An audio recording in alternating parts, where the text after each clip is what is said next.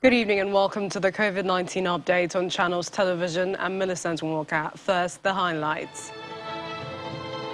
Medical Laboratory Sciences Council of Nigeria sealed 10 labs in Abuja for substandard practices.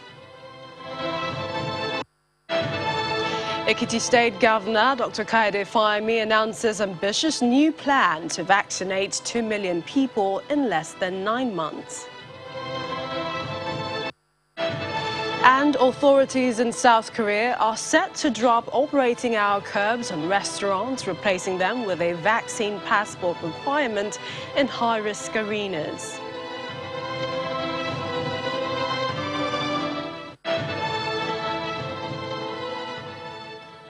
And former world leaders have asked members of the G20 countries to use its meeting this weekend in Rome, Italy, to agree to transfer surplus COVID-19 vaccines to low-income countries. In a letter addressed to Mario Draghi, Italian Prime Minister, the former leaders asked him to use the G20 summit to address the unfair distribution of the vaccines. The group said some countries are stockpiling COVID vaccines, denying poor nations the opportunity to vaccinate its population. Meanwhile, the Nigeria Center for Disease Control reported 182 COVID infections in 14 states and the FCT. The agency said states that reported the fresh cases include Taraba, Lagos, and others. Here's more on the virus update. 182 additional persons in Nigeria have tested positive to COVID-19 in the last 24 hours. According to the Nigeria Center for Disease Control, the latest figures were reported from 14 states and the FCT, indicating a rise from the figures reported 24 hours earlier.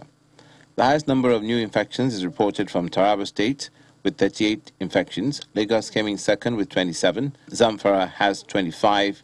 Benue reported 21. The FCT 17. Gombe 13. Kaduna and Plateau both had 12 cases.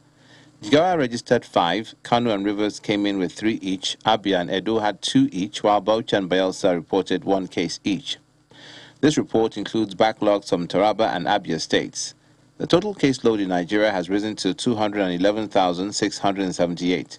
82 patients have been discharged in the last 24 hours, increasing the total number of recoveries to 203,012. There were 6 additional deaths from complications reported in the last 24 hours. Currently, there are more than 5,700 active cases in Nigeria, while over 3.2 million samples have been tested. The latest update from the National Primary Healthcare Development Agency shows that more than 5.6 million Nigerians have received the first shot of the vaccine, while almost 3 million persons have been fully vaccinated. Globally, more than 6.9 billion vaccines have been administered. In Africa, there are more than 8.4 million confirmed cases and over 218,000 deaths have been reported across countries on the continent. More than 245 million people all over the world have contracted COVID-19, while deaths are beyond 4.9 million. The Medical Laboratory Sciences Council of Nigeria has sealed 10 medical laboratories in Abuja in the ongoing inspection of medical labs in the country. Addressing journalists, the Deputy Director, Practitioners Regulation and Discipline, Mrs. Ndi Ede, she says 10 out of 99 facilities inspected by the Council in the FCT failed to meet the minimum requirements for operations. According to her, over 50% of all the facilities visited did not participate in any external quality assurance scheme, a development that casts doubt on the quality of test results produced by the affected laboratories. In FCT, we have inspected over the course of the past 3 days 99 facilities, out of which 10 have been sealed, 13 were visited but not assessed, either because the operators absconded or were not available or refused us entry into their facilities. 2 people have been arrested for wrong practice or impersonation, and 2 of them are currently being prosecuted. During this inspection exercise, we have observed that it is very commendable that some medical laboratories in the FCT are operating in line with the regulations and therefore have been scored above average. However, we also noted that many of them are still operating below the minimum standards required to guarantee medical laboratory results. Furthermore, we have also noted that there's still the use of unqualified medical laboratory personnel to generate laboratory test results by some facilities, while others operate under unacceptable facilities that compromise the quality of results as well as staff and patient safety. Also, some of the qualified medical laboratory scientists and technicians do not have their current practice licenses or work permits, respectively. Therefore, LSCN cannot guarantee the accuracy of the test results they generate. Lastly, over 50% of the inspected medical laboratories in FCT do not participate in any EQA scheme. This also casts shadow on the quality of test results they produce. Well, from the nation's capital to Bauchi State, where the government has inaugurated the State COVID-19 Action, Recovery and Economic Stimulus Program. That's the Bauchi NG Cares with support from the World Bank. The package is an emergency operation intended to support state budget program of expenditures and interventions targeting newly emerging vulnerable and poor households, agricultural value chains, and micro-small businesses affected by the economic crisis. While inaugurating a 7-member steering committee for the program implementation, the Deputy Governor of Bauchi State charged members to ensure the intervention reaches the targeted beneficiaries.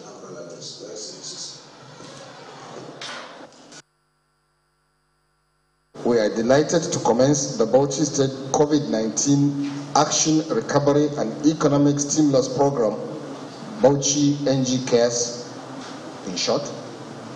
This is an intervention by the World Bank through the federal government to help stimulate sub-national economies and help their recovery from the economic damage caused by the COVID-19 pandemic.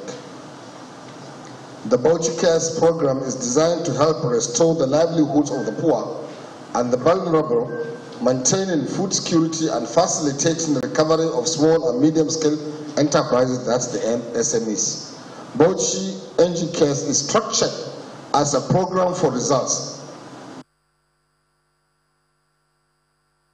For reducing the risk of transmission of COVID-19 during events or gatherings, the NCDC advises several things. Observing the physical distance, about 2 meters, hand washing, sanitizers where hand washing isn't possible, the distance between seats as well. It says avoid shaking hands, also avoid hugging. But how many people are observing this today in Nigeria and why? Well, joining us to talk more about this is Dr. Shalom Oni, a public health practitioner. We'd like to thank you for joining us today. Thank you, Millicent. Nice to be here. Okay, so first tell us, I mean, people are aware of the current national policy, the safety measures and the guidelines under the pandemic. But what do you think is happening? Do you think they're observing it? Are you satisfied with what you've noticed? Well, the awareness is there because there's this recent study that shows that access to information and awareness about COVID-19 and preventive measures is around 62%. So that's fair. If you talk about awareness, though I believe we can do better. However, going by what is happening around us, there are two things that happens, which I've observed. At the tail end of every wave, people tend to relax. Then during festive periods. So these 2 seasons are periods where I've discovered that, well, the tendency for people to relax MPIs, the non-pharmacological interventions, are very high. So currently now, I think we are at the tail end of a 3rd wave. So a lot of people are relaxed. You are not hearing so much alert in the air about a 3rd wave now. We are not talking about values coming down. So a lot of people are relaxed. You know, face masking is not there anymore. You know, you could hardly find the hand washing post, you know, in so many organizations. You know, that one's there. People are now gathering, you know, indoors. You know, not observing the capacity. So that's happening. And you know, we have to be very careful because by this time last year, Lagos, Nigeria as a whole, we went into a 2nd wave. So now that we are going towards another December period now, we have to be very careful. Going by the fact that in Benin, and also in Kenya, I think Algeria, Tunisia to Egypt, they're already in the fourth wave. They're grabbing with fourth wave, about 7 African countries already. So, and these are countries that have, inroads into Nigeria through Lagos. So we have to be very careful, But some people argue that we can't help it since we're learning to live with the pandemic, and based on the level of our vaccinations, it's to be expected that we will move into different waves. Yes, it's possible. Yeah, that's the reality, that we must learn to live with this virus. But then you can determine severity. You can determine, because every wave has its severity, every wave has its amplitude. But by observing MPIs, you can determine the amplitude of your wave. For example, going back to Nigeria now, the first wave, second wave, third wave, they've come in different amplitude, they've come in different weeks of duration. So you can determine that, by keeping up to your MPIs. Don't forget, a gamma wave, a gamma variant, coming in, is looking for who to spread it. So if your face masking is not top notch, your hand wash is not top notch, your physical distance is not there, everybody is gathering indoors, exactly, and the unvaccinated population continue to increase, then we are in for a fourth wave. So, but when all these things are in place, you can actually reduce the impact of a fourth wave. You mentioned Lagos, and the state government says it's launching a mass vaccination campaign targeting about 4 million residents before the end of the year. Exactly. Is that realistic? Well, it's an ambitious goal, but it's not impossible, because if you look at it, Lagos, I think Lagos has 2.7 million people vaccinated now, first dose, and second dose over 550,000 with the second dose, with first and second now. So if you're looking at about 4 million by December 25th, it's possible. But I'm just only careful looking at the strategy. The strategy is to increase, the private facilities getting involved in vaccination, and also to catch the airlines. I think the focus is catchment of the airlines, who would not go to private public facilities,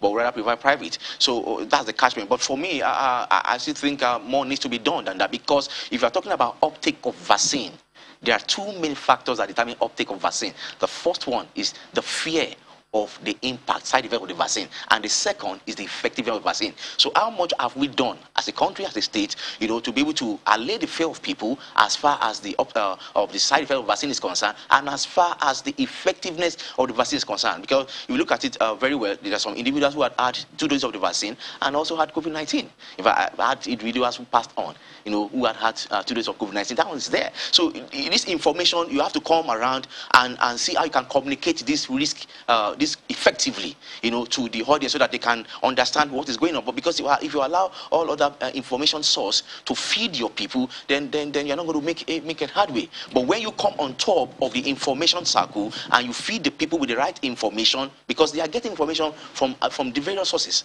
But when you come up with the right information, then you are in charge. But when you allow other news sources to control the narrative, then you are going to be low on uptake of vaccine. I also read a new study today in Imperial College London talking about how the vaccinated are even prone to carrying the Delta variant, despite the fact that they've been fully vaccinated. But then, if we come back, looking at Lagos's ambition of 4 million, and we look at the rule with herd immunity, I mean, the governor says this is to prevent or reduce a possible fourth wave. What impact will that have? Well, getting Lagos to 4 million vaccinated can reduce the impact of a fourth wave. But like I said earlier, if you want to prevent the fourth wave is thriving on gamma variants, and it is looking for who to spread it. So what to do is to make sure that the preventive measures are in place to prevent, avoid spread. And that is going back to your MPIs. The travel restrictions are also there. For example, like Benin now and Kenya, we should start thinking of flights are coming in. These are the things that will actually determine, the flight of a fourth wave. Because it's a new variant. All the waves have been eradicated by different variants. The gamma, the alpha, the beta, the delta. So the gamma is just coming in. So it's looking for who to spread. So the restrictions, the MPIs, the face masking, the capacity for indoors and outdoors, and things like that are what will determine whether we go into fourth wave or not. In a few seconds, your advice to subnationals, what they must do, the education about the MPIs. Well, everything must start from every house, individual house. The father, The mothers must take responsibility. Going back to the community leaders must also take responsibility. The religious leaders must take responsibility. Now, organization leaders, CEOs, MDs of captains of industry, you must take responsibility. Pump in the right fund, put in the right structure and system that will ensure that those you are leading, that those that are under you, are fall in line with the MPI. Let me say something here. It is better we focus our attention on making it difficult for those who are not masked to enter a public space than those who are not vaccinated. When you make it difficult for people who are not masked to enter public space, it is better than focusing on those who are not vaccinated. There is so much to discuss on that. Indeed. We would like to thank you. Always appreciate your time on the program. Dr. Shalomoni is a public health physician. Thanks for joining us. The governor of Ekiti State, Dr. Kayode Fayemi, believes that tackling COVID-19 takes an important place in the budget estimate, which he presented to the State House of Assembly. He also announces that the state hopes to vaccinate at least 2 million people in less than 9 months. The governor says it is expedient that the state prepares to check the spread and emerging waves and strains of the pandemic. 5 is to focus on completion of critical infrastructure that will help accelerate growth in the state.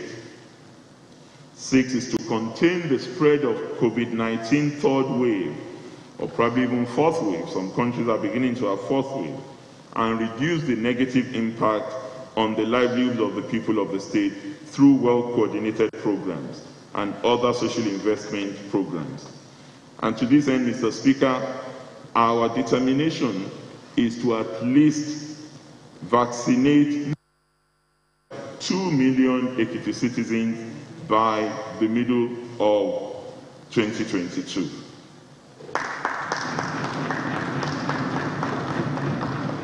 In Taraba State, the government says it will not relent in supporting its farmers through distribution of free farm inputs to cushion food security occasioned by the advent of the coronavirus pandemic in the state. With 65% of its population farmers, the government is insisting that the federal government needs to collaborate with states to allow for the importation of inputs to improve productivity. The State Commissioner for Agriculture and Natural Resources urged farmers in the state to make the most of the rainy and dry seasons to lessen the impact of COVID-19 on food supply. Because of the ban in importation of goods, fertilizer, raw materials was not an exception, and that affected a lot the availability of fertilizer to farmers.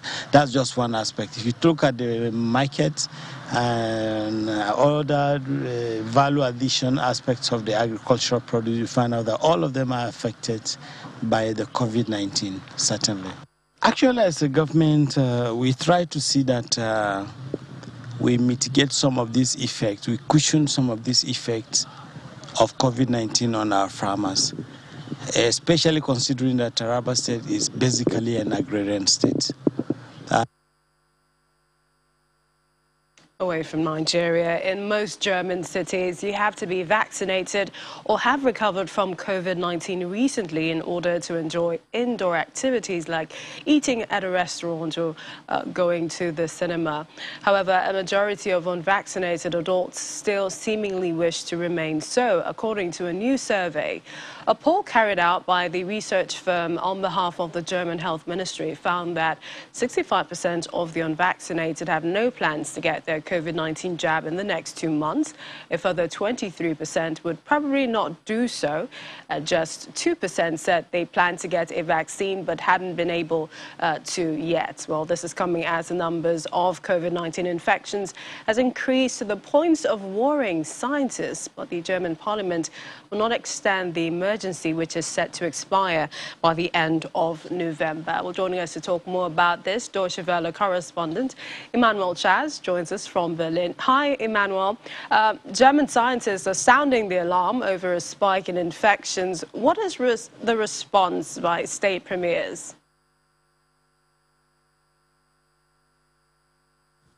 Well, the state premiers urged the federal government to maintain a countrywide legal framework to impose restrictions to contain the pandemic. In fact, they fear that if this legal framework is removed, well, this will be more difficult for them to enforce measures at a local level. With scientists sounding the alarm, now the incidence rate is well over 100 per 100,000 inhabitants here in Germany.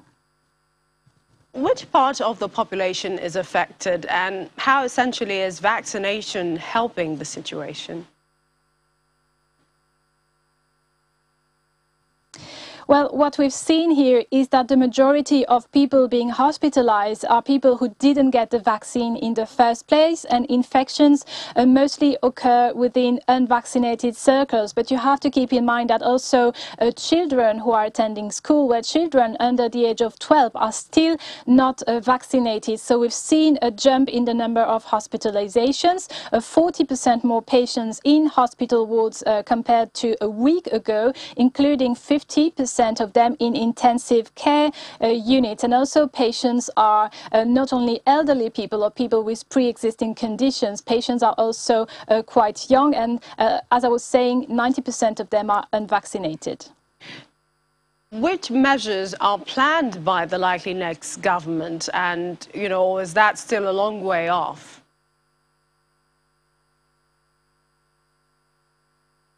Well, the current health minister, Jens Spahn, said that the powers of the federal government should revert to normal. And as for likely future coalition partners, well, new lockdowns or school closures are not on the cards. But of course, the decision to lift safety measures such as mandatory mask wearing would depend on how the situation unfolds. So the three parties, the Social Democrats, the Greens and the Free Liberals, they do not support extending the state of emergency, which is set to expire on November the 25th, but instead they have recommended amending the Infection Protection Act so as to allow states, so that means the regions, to impose protective measures. We'll see how things play out in the coming weeks. Many thanks, Deutsche Welle correspondent Emmanuel Chaz, live for us there from Berlin. And the nation island of Tonga has reported its first coronavirus infection since the beginning of the pandemic after a passenger traveling from New Zealand tested positive. Well, just in case you're wondering where Tonga is, it's located northeast of New Zealand. It is home to about 106,000 people.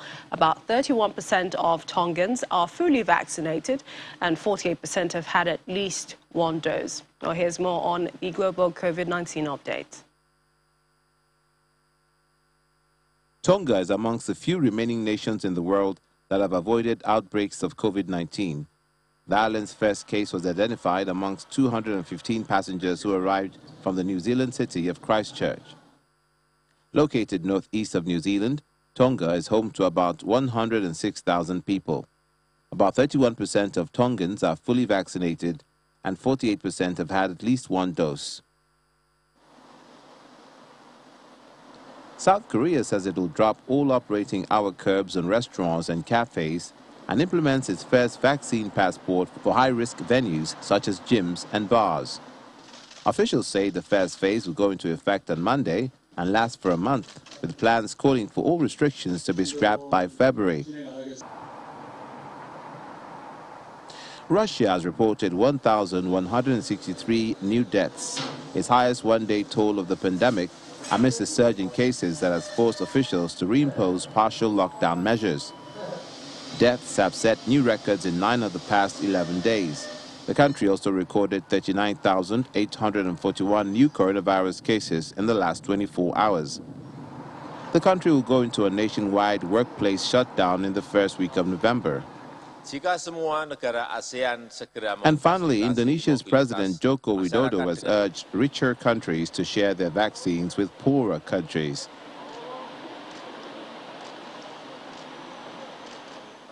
Mr. Widodo says it shouldn't be just a few countries that get all the vaccines, and some other countries can get only a little. He was speaking ahead of a visit to the G20 and COP26 meetings, where he will be meeting other world leaders. Remember, fresh air can help reduce the spread of COVID-19. So if you're meeting friends this weekend, head outside to help drive the virus away. Continue to take responsibility. You can take a look at our website for more updates, breaking news, a better understanding of the pandemic. We have several stories there. It's all at your fingertips. It's channelstv.com. That's our program this evening. Thank you for watching. I'm Millicent Walker. Stay safe.